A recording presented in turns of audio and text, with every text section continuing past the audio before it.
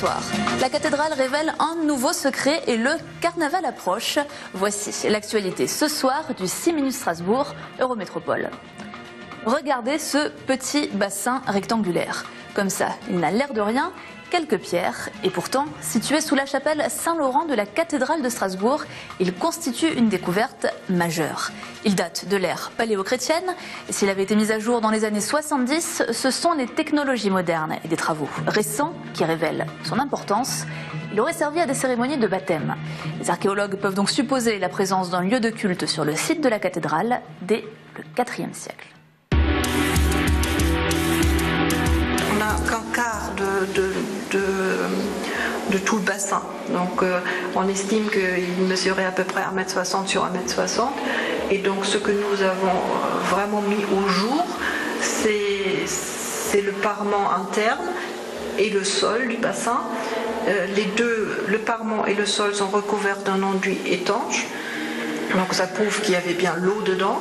Il manque une assise qui a été arrachée certainement pour récupérer le revêtement qui a dû être en tuile, voire en marbre. Et ce qui nous donne un bassin qui avait une profondeur d'à peu près 70 cm. Ce qui est tout à fait, ce qui entre un peu dans les normes des bassins de cette période-là. Et donc le baptême se faisait pas par immersion totale, mais par immersion à peu près jusqu'au genou.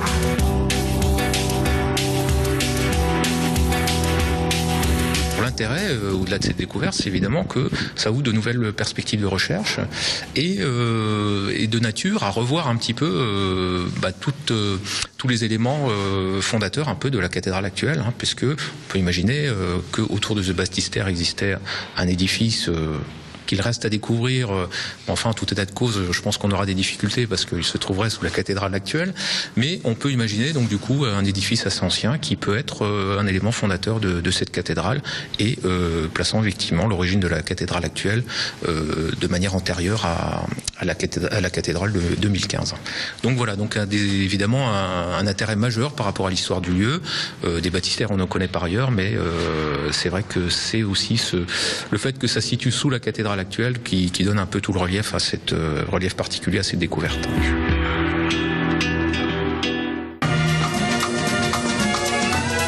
Dimanche à 14h11, très précise, la 21e cavalcade de Strasbourg se mettra en route, quai du Général Koenig, avec son lot de sorcières, nez rouges, monstres, confettis et fanfares en tout genre. Tous ont un but, faire partir d'hiver et célébrer les beaux jours.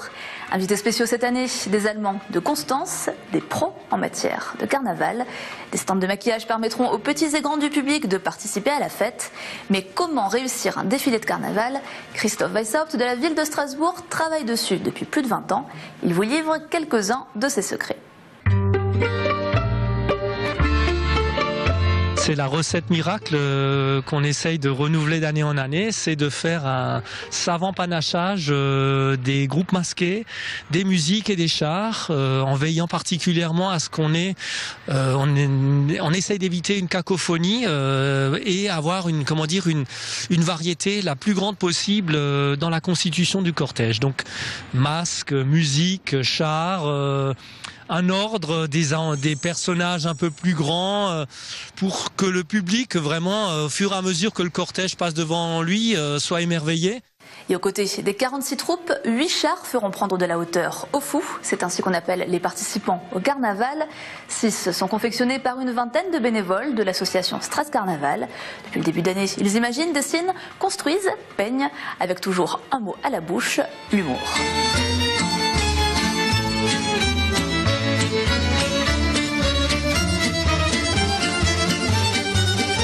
Le char qui est derrière moi, donc c'est une surprise. Donc c'est la croisière s'amuse avec l'ancien et le nouveau président, donc droite-gauche, qui partent en croisière pour plusieurs années encore.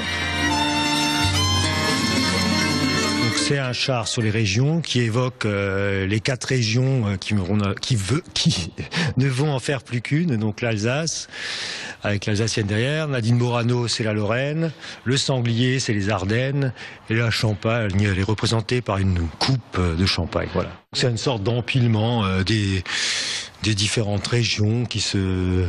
Peut-être l'Alsace domine les autres, je sais pas, enfin c'est un peu... Voilà.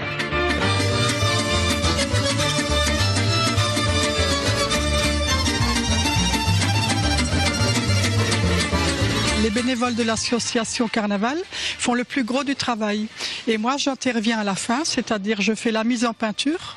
Donc, je donne vie au personnage. Et il faut que ça soit les couleurs un petit peu quand même assez vivantes. Ce qui me plaît dans ce travail, c'est de...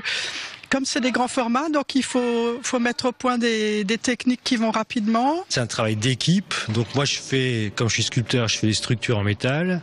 Ensuite, les bénévoles font le grillage, recouvrir de papier et mettre la première couche de peinture. Et ensuite, j'ai fait la peinture, la pose des couleurs quoi sur le char. Donc moi, je suis sculpteur. En général, on passe du temps sur les choses, plus de temps. C'est rare qu'on puisse faire des choses aussi grandes. Bon, ça arrive. Mais donc là, en 3 semaines, il faut essayer de travailler rapidement, de travailler grand. C'est assez ludique.